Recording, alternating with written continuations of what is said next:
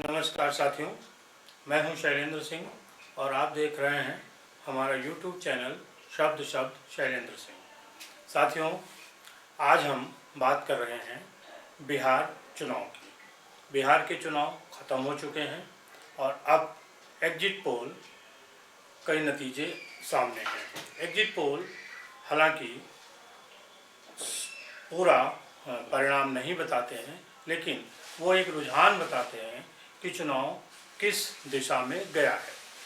साथियों, हम बिहार के विधानसभा चुनाव में एग्जिट पोल के नतीजों पर बात करें इससे पहले मेरी आपसे एक अपील है। आप लोगों में से जिन्होंने भी अभी तक हमारा चैनल लाइक और सब्सक्राइब न किया हो वो कर लें और अपने 5 दोस्तों को कम से कम हमारा चैनल सब्सक्राइब करने को कहें। आपका बहुत बहुत आभार, धन्यवाद।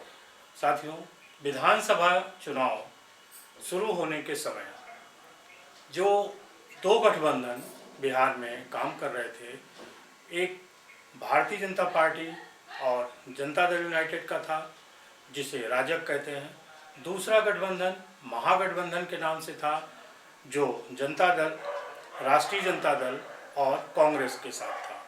तो मुख्य मुकाबला महागठबंधन और राजग के बीच में था। पहले हम चर्चा करते हैं राजग की। राजग जिसका सबसे बड़ा जो दल था वो जनता दल यूनाइटेड, जिसके मुख्यमंत्री नीतीश कुमार बिहार में पिछले 15 सालों से मुख्यमंत्री थे। उनके साथ दूसरा बड़ा सहयोगी दल भारतीय जनता पार्टी था, जिसके प्रधानमंत्री देश के मुखिया हैं नरेंद्र मोदी जी। राजग का ही तीसरा एक सहयोगी दल था लोक जनशक्ति पार्टी। लोक जनशक्ति पार्टी रामविलास पासवान की पार्टी है। रामविलास पासवान के निधन के बाद उनके बेटे चिराग पासवान उस पार्टी के अध्यक्ष हैं। ये गठबंधन राजग का जब बना तो सबसे पहले इस गठबंधन में एक दरार आई और चिराग पासवान ने कहा कि वो मुख्यमंत्री नीतीश कुमार अगर बनेंगे तो उनकी अगुवाई में वो उस गठबंधन में शामिल नहीं हुए। चिराग पासवान और नीतीश कुमार के बीच की जो दूरियां थीं वो इतनी बढ़ी कि अंततः चिराग पासवान को एक अलग दल के रूप में बिहार में अपने प्रत्याशियों को उतारना पड़ा। कहने का मतलब ये है कि राजग में 3 दल थे और 3 दलों में एक मत कोई नहीं था। नीतीश कुमार को लेके भारतीय जनता पार्टी के अंदर खाने एक आवाज़ आ रही थी कि अब उनको बिहार की राजनीति से किनारे करना है। लिहाजा भारतीय जनता पार्टी भी पूरे तालमेल के साथ नीतीश कुमार के साथ चुनाव नहीं लड़ रही थी। नीतीश कुमार को भी ये समझ आ गया था कि चिराग पासवान को अलग करने में भारतीय जनता पार्टी की अहम भूमिका है। वो चुनाव के दौरान भारतीय जनता पार्टी के साथ खड़े जरूर थे, लेकिन पूरी तौर से वो भारतीय जनता पार्टी के साथ नहीं थे। नतीजा ये था कि जो गठबंधन राजग का बहुत ताकतवर गठबंधन माना जा रहा था वो धीरे धीरे कमज़ोर होता गया। दूसरी तरफ महागठबंधन था जिसमें राष्ट्रीय जनता दल, कांग्रेस और दूसरे कई दल शामिल थे। राष्ट्रीय जनता दल और कांग्रेस के बीच जो तालमेल था वो शुरुआती दौर में बहुत अच्छा नहीं था।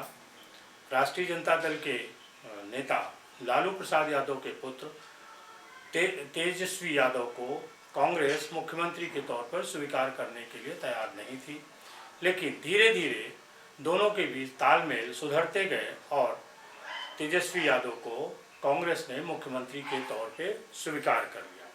मुख्यमंत्री के तौर पे तेजस्वी यादव युवा चेहरा थे और धीरे धीरे उन्होंने जो कमजोरियां थी उनको दूर किया और इस चुनाव में अपनी पकड़ बनाते गए।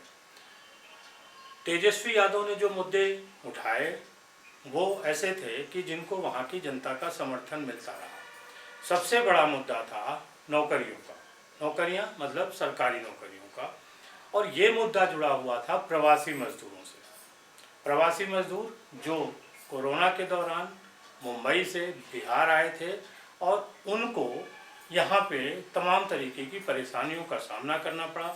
नीतीश कुमार से वो नाराज़ थे ये बात ने खुद नीतीश कुमार मानने को तैयार नहीं थे। उनका कहना था कि प्रवासी मजदूरों के लिए भारतीय जनता पार्टी और उनकी सरकार ने बहुत सारे काम किए हैं, इसलिए प्रवासी मजदूरों की नाराज़गी राष्ट्रीय जनता दल से है, जो पिछले 15 साल में वहाँ पे जंगल राज, लालू के साथ जंगल राज थे, उसके प्रति उनकी नाराज़गी है। लेकिन मामला उल्टा था।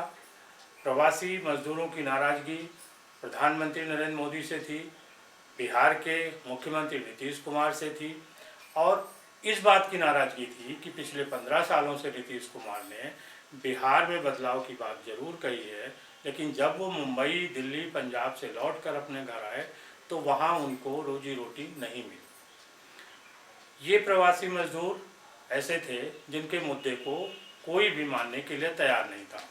हमने पिछले वीडियो में आपको बताया था कि प्रवासी मजदूरों का मुद्दा बिहार के चुनाव में अंडर करंट की तरह दौड़ रहा है, और ये वोटिंग के बाद इसका परिणाम आपको देखने को मिलेगा। जो रुझान बता रहे हैं वो इस तरफ साफ इशारा कर रहे हैं कि प्रवासी मजदूरों ने एकजुट होकर बिहार में राजद की सरकार थी उसके खिलाफ वोटिंग की है। एक अनुमान था कि कोरोना काल में चुनाव हो रहे हैं, इस कारण जो वोटिंग प्रतिशत होगा, मतलब वोट डालने वालों की संख्या होगी, वो कम होगी। लेकिन बिहार में जब चुनाव हुए और जिस तरीके से वहाँ की जनता ने बढ़ चढ़ के हिस्सा लिया, उसमें ये साफ हो गया कि कोरोना का कोई डर नहीं था उनके पास। और ये इस वजह से नहीं था क्योंकि प्रवासी मजदूरों की समस्याओं को लेकर सिर्फ प्रवासी मजदूर ही नहीं, उनके परिवार और समाज के लोग भी इस बात से नाराज़ थे कि प्रवासी मजदूरों को सही तरीके से नीतीश कुमार की सरकार ने सुरक्षा और काम नहीं दिया। प्रवासी मजदूरों से जब हम लोगों की बात हो रही थी तब वो साफ साफ कह रहे थे कि भाई उत्तर प्रदेश के मुख्यमंत्री योगी जी बस भिजवाने के लिए तैयार थे, लेकिन नीतीश कुमार कह रहे थे कि हम प्रोटोकॉल के कारण मजदूरों को बिहार में आने नहीं देंगे। लेकिन जब दबाव बना तो मजदूरों को बिहार आने तो दिया गया, पर जो एक सहूलियत सरकार के द्वारा इनको दी जानी चाहिए थी वो नहीं दी गई। चुनाव सर पर थे और प्रवासी मजदूरों ने भी ये सोच लिया था कि इस बार चुनाव में हमें बटन सरकार के खिलाफ दबाना है। नीतीश कुमार और उनकी जनता दल यूनाइटेड का जो निशान तीर था वो निशाने पर नहीं लगा। कम से कम जो एग्जिट पोल हैं वो यही बता रहे हैं, और 10 नवंबर को इसका परिणाम सामने आएगा, तब पता चलेगा कि जनता दल यूनाइटेड का तीर कहां और किस जगह पर लगा। अभी तक के जो रुझान हैं वो साफ साफ बता रहे हैं कि महागठबंधन यानी कांग्रेस और राष्ट्रीय जनता दल की सरकार बिहार में बनेगी।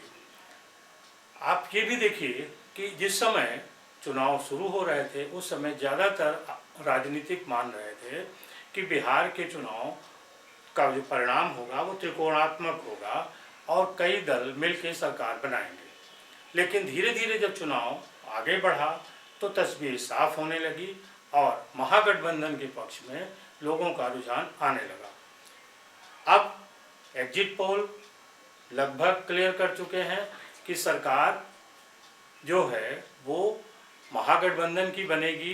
त्रिकोणात्मक आसार कम होते जा रहे हैं, और अगर त्रिकोणात्मक परिणाम आए तो भी जो महागठबंधन का परसेंटेज है, जो महागठबंधन को मिलने वाली सीटें हैं वो अधिक होंगी। इसलिए अब ये तस्वीर साफ हो चुकी है कि महागठबंधन ने अपर हैंड बिहार की राजनीति में ले लिया है, और कांग्रेस, राष्ट्रीय जनता दल के नेतृत्व में कई दल मिलके या ये दोनों ही दल एक अलग सरकार बना सकते हैं। ये अभी तक एग्जिट पोल के नतीजे हैं। 10 नवंबर को फाइनल रिजल्ट आएगा, तब देखना होगा कि ये ऊंट किस करवट बैठता है। धन्यवाद।